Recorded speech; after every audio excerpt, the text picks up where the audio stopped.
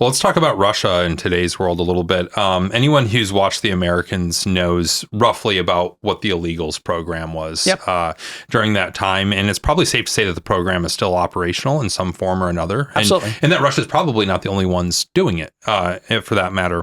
What can you say about what the federal government's roll-ups of these individuals revealed about targeting, cover, playing the long game? What did it reveal for the rest of us, or to how we go about these things in the future? I mean, most everybody has some variant of an illegals program.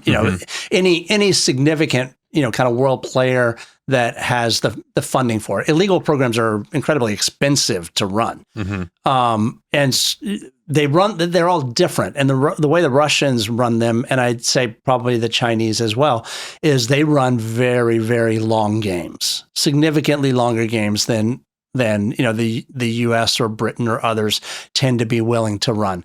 The idea of, what the Russians did even as recently as the 2010s, sending people into Canada, acquiring birth certificates of children that had died at birth or shortly after birth, creating identities, getting Canadian passports, et cetera, and then ultimately using those to immigrate to the U.S.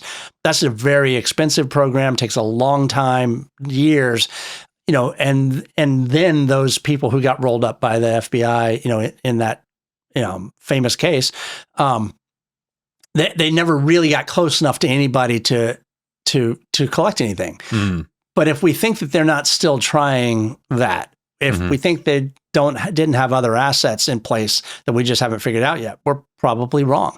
One of the interesting things to me about that case, and of those 10 or 11 folks that were rolled up in the what was her name?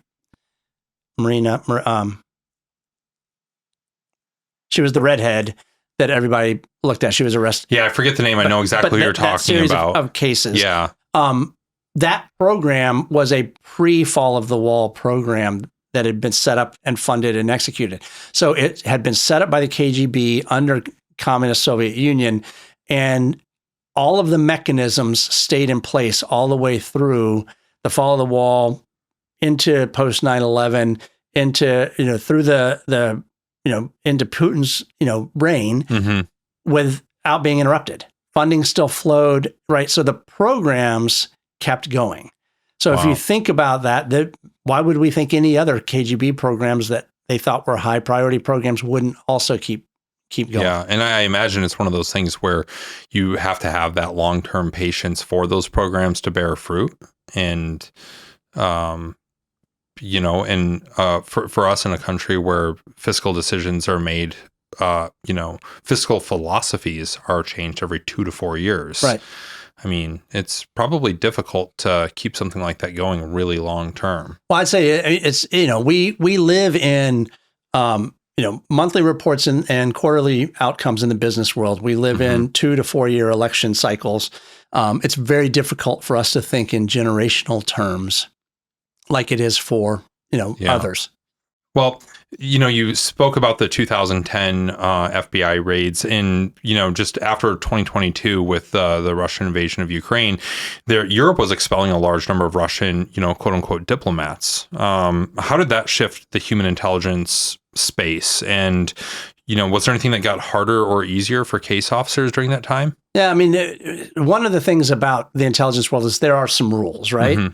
And when you start to P&G, right, persona non grata, or expel these diplomats, they're going to retaliate in the same way. So you kick 10 Russians out, they're going to kick 10 NATO, intelligence officers out, or who they believe are, NATO intelligence officers. So, there's going to be a tearing down and rebuilding of some of that. But, and so it's difficult to say the impact it had. But we know that that's going to happen, or that risk is out there. So hopefully both our side and their side continue to invest in officers who can be then slotted back in to run the cases that they're supposed to run. That P&Ging of officers doesn't happen that often, right? Because, there's a difference between the illegals who were arrested and rolled up and traded for other folks that were illegal, and the P&Ging of officers who are under diplomatic cover. Yeah. Right? Because they're treated differently. Can we go into a little bit of because I think this is relevant to this conversation, the difference between non-official cover, like a an illegal would be, and diplomatic cover. Sure. I'll stick to talking about Russians because that's safer from my perspective. Yeah. But illegals are folks who are employed by the Russian intelligence services, but the cover they're operating under is academic or business or journalist cover. They have no official protections, and they have no designation by their government that this is an individual in a foreign country at their government's request.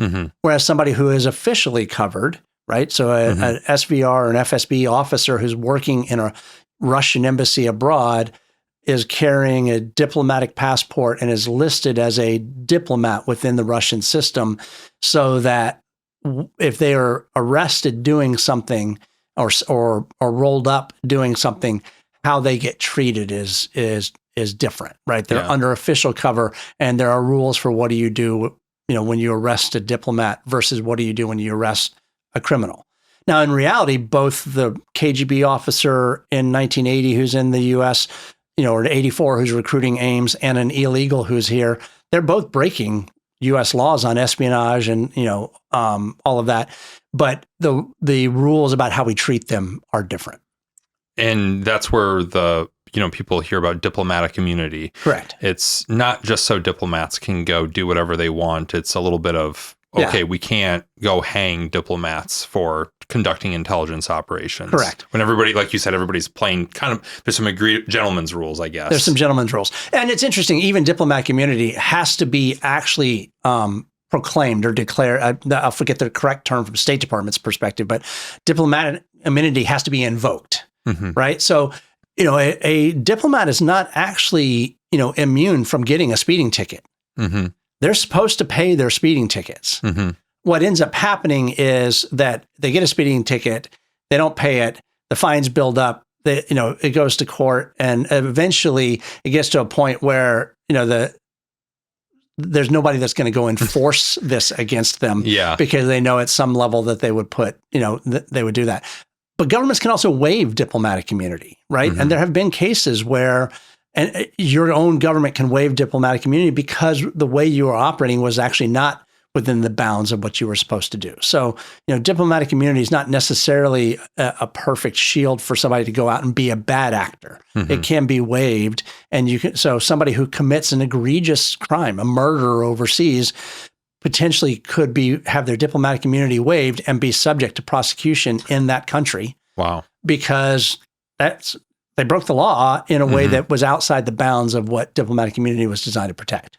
Gotcha. And when we look at specifically in 2022, I remember at that time, because it made news that there were these diplomats being expelled and, hey, these are likely intelligence people.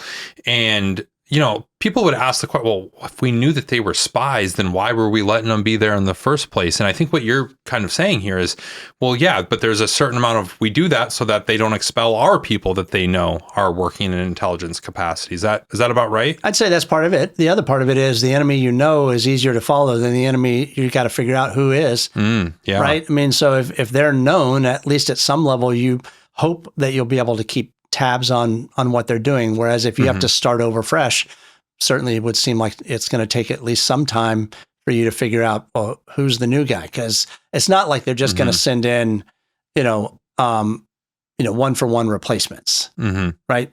That'd be dumb. There's going to be a process by which people get salted back in, so to speak. Yeah, it's not, just like networking works in the business world, building relationships in the intelligence community, building assets, I imagine does not happen overnight. It takes a long time to build that trust. It takes a long time.